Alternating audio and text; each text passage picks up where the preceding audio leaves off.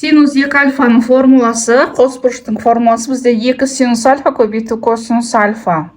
Демек, бізде мынандай өрнекті ықшамда десе, бізде 2 тәсілі бар. Бірінші тәсілі, мынау 16-ны 2-ке бөлсек 8 болады. 8 көбейту 2 синус 98 градус көбейту косинус 98 градус бөлінген синус сол 196 градусты жазам. Бізде мынау 2 синус 98 градус көбейту косинус 98 градус, ол 8 көбейту синус 2 альфаны береді. Яғни 2 көбейтілген 98 градусты береді.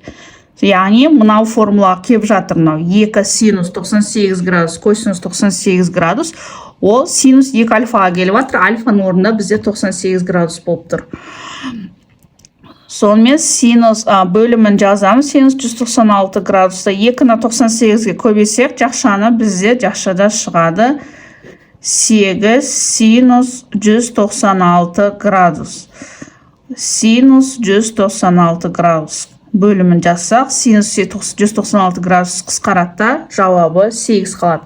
Енді дәл осының екінші тәсілі, осы есепті шығарудың, ол бізде берілгені 16 синус 98 градус көбейту косинус 98 градус бөлінген синус 196 градус еді.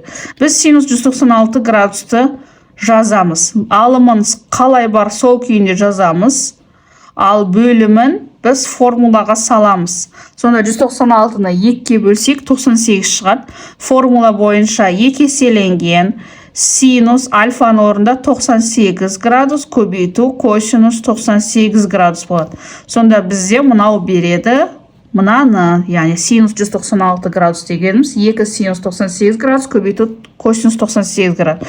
Сонда қысқаратындар көбейткіштер қысқарат. 16-ны 2-ке бөлсек 8-ге тең болады екен. Комментарийге қай тәсіл оңай болған, жеңіл болған жаза кетіңіздер.